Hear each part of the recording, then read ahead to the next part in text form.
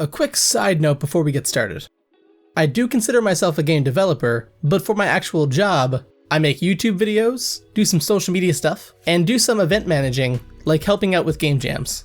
So between my job and my own game making on the side, I spend about 20 to 35 hours making games, but I also spend about the same amount of time making YouTube videos and doing other social media things. See, I work for a company that works to develop the game engine that I use to make my games. But let me start at the beginning. Not baby beginning, but like adult beginning. So I graduated as a marine engineer, which I thought was going to be great because I'd make lots of money, and instead I hated it. I thought about sticking it out for a while, but the idea of spending 40 hours a week doing something I didn't enjoy, I couldn't do it. So, despite what friends and family were telling me, I decided to look for a different job.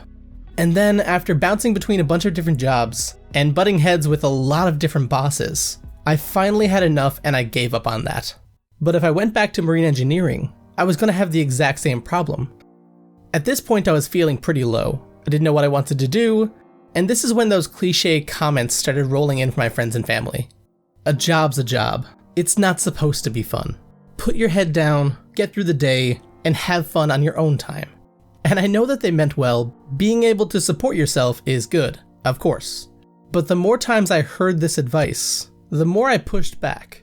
Until one day, I was sitting at a bar with a friend, and out of nowhere I said this thing that is really cheesy. I said, "We, as a people, have decided that jobs are not meant to be engaging or fun. We've accepted that we'll spend the majority of our lives, the greatest gift we will ever receive, in tedium. There has to be a better way. I must find a better way." And I know how cheesy that sounds, but I have moments like that when I'm drunk all the time. Okay, so what did I do? The only thing that made sense to do was get myself in a position where I wasn't anyone's employee, and I was doing what I wanted to do when I wanted to do it. Which, if you look around the internet, you'll find many people who suggest that's easy to do. It's not. So I got myself a low-effort job at a ma-and-pa Greek restaurant, which I really enjoyed, but it was a job that meant that I didn't have to take anything home with me. In the span of 2 years where I worked for them, I tried everything. I started writing a book, I created a company where I made and sold furniture, I grew and sold plants, paintings, crafts, I bought and sold items online, did the whole Amazon dropshipping thing, started social media accounts and a podcast, made and sold chocolates, sandwiches, pre-made meals, and a really good strawberry salad dressing. Like, really good. But nothing really took. Mostly because I was doing those things to make money, not because I wanted to. And then I stumbled across a video by Thomas Brush, whose videos I now call inspiration porn, but the idea of being able to create games for a living just never occurred to me for some reason. I thought it was some kind of unobtainable goal that you had to go to school for and know the right people and all that stuff. But here was somebody claiming to have done it by themselves. And that was a really big realization that it was possible. I had always been a video gamer, so I knew a lot about video games, from the player side of things, but I didn't know anything about how they were actually made. The first thing I had to do was get started, because I wasn't good at art, or music, or sound design, or at this point, making games at all, so I had a lot of catching up to do. And even my own mother, who I love dearly and had the best of intentions, pointed out that I would be competing against all of these other people who had the skills and had gone to school and done all of these things. And my response was just, well, I'm gonna do it anyway. And looking back now, that was a really stupid decision. People really were better than me, and people had gone to school, and people had all the credentials, and I had nothing. But I was stubborn, and I was going to do it anyway. So the first thing I had to do was start. I had to find a game engine to use. So I bounced between all of the major game engines, Unity, Unreal, Game Maker, RPG Maker even, and I wasn't a big fan of any of them. Whenever I see code, my eyes kind of get blurry and I just get bored. But then I stumbled on a video from Ask GameDev talking about different game engines, and they mentioned GDevelop as a no-code solution to making games. And it was free, so I downloaded it. So I got to work with the engine and immediately found out how honestly great it was. So armed with this hidden gem that was my no-code game engine, and my idea for my dream game, I got to work. And if you're a game dev, then I think I can hear you laughing through the internet. Of course you know what happened, but for anybody who doesn't know, don't ever start with your dream game. Because you don't know what you're doing, you think you do, because of the Dunning-Kruger effect, but you don't. So after that, I overscoped another game, and had to drop that one, until I finally realized what a good scope for one person is. And I made my first game, Atomic Trail, which was a post-apocalyptic Oregon Trail game that I was really proud of.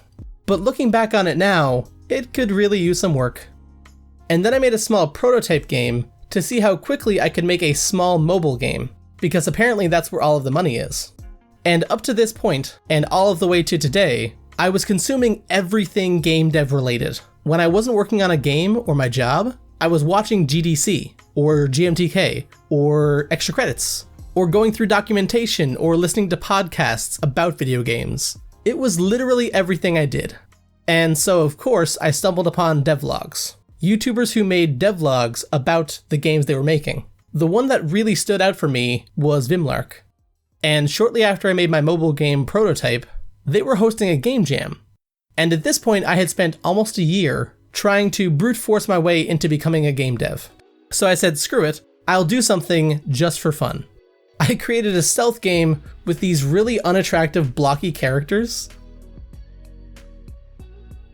And I didn't realize how much fun it would be to talk to all these other game devs, because up to this point I'd been doing it by myself.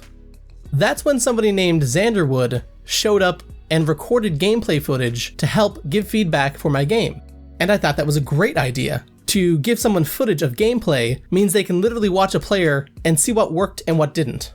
So I downloaded the sketchiest recording software ever, because I thought OBS was for the pros, and started doing that, recording and sending footage to people who wanted to see their games played.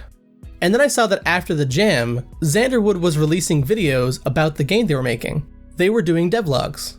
And I thought that if they could do it, then I could do it too. So I started making devlogs on my very first mobile game. But then when I released that game, I didn't have anything to talk about, so I started doing YouTube challenges. The first one was to create a commercial game in 7 days. And that video did pretty well, and I made a little bit of money. Then I made a game in 48 hours, called Delta Chase, and that video did really well. Then one in 24 hours, and then one finally in 20 minutes. But the one that I did in 48 hours really took off. I'm not gonna say that it blew up or went viral, because 30,000 is not going viral, but it did really well. So well, actually, that if you typed GDevelop into YouTube, it was the first search result that would come up for most of the year. And by now I had created the GameDev Fireside, which is a Discord server full of game developers that I had competed against in Vim Jam 1, and I thought were particularly good at what they did. And no surprise, a Discord server full of game developers that like to take part in game jams wanted to have their own game jam, which meant that I had to learn how to host a game jam. And it's actually really easy, and the jam went off great. So at this point, I'd made a bunch of games, taken part in a game jam, had a successful YouTube video, had hosted my own game jam, and then Vimlark reached out and asked me if I wanted to take part in a private game jam with dozens of other YouTube game developers and some really big name judges, like Jonas Tyroller, Blackthorn Prod, Tim Ruswick, and Polymars. Yeah. So when I finished screaming like a fangirl, I said yes. And if you're wondering why they invited me when I had maybe 200 subscribers at the time, it was because somebody dropped out last minute and I was the first one to accept the invitation. So I took part in the jam and managed to get into the finals with just me versus Sid Fish, who is my game dev rival. He is my Gary. And just like Gary, he beat me. But the jam was amazing and I met a lot of really great people and learned a lot of things. And it was around this point when I finally hit 1,000 subscribers, which took a lot longer than I thought it would take, but I had unrealistic expectations. And then I heard through the grapevine that the original creator of GDevelop, the game engine that I use, quit their job at Google, which is nuts, to spend time focusing on the game engine. But then suddenly a job offer gets posted. Apparently, They went off and made their own company, and they needed a content creator to help make games, make tutorial videos, handle some social media, and help host events like game jams. 4 for 4, I got the job. And I was really happy about that, because people were leaving comments on my videos asking me to make tutorials about the engine. But I wanted to make devlogs and spend my time making games. So now, I got to do both. My day job would be me helping people learn the engine, and in the evenings I could make my games and devlogs. I was basically getting paid to do all of the things that I wanted to do. Now, I have a feeling that some of you clicked on this video to see how you could do something like this yourself. And I really wish I could say, yes you can. But I don't know who you are. I don't know your situation. I don't know what kind of person you are, what you're good at. So I can't say it's possible. There were so many variables along the way that had to go right in order for me to get this job that I can't help but say most of it was luck. Luck that the video that I needed was posted in time for me to find the engine that I needed. Luck that Xanderwood found me and helped me get into recording videos. Luck that one of them took off and did so well. Luck that somebody dropped out of Vimlark's Game Jam. And luck that I was online at the time to accept the invitation right away. And then luck that all of that happened right before the job offer went out. So I will say this. I think that a large portion of success is luck. But if you're not working towards your dream, you won't be at the right place at the right time to say yes. This has been my second year on YouTube, and I want to thank my wife for putting up with me and sticking through this madness.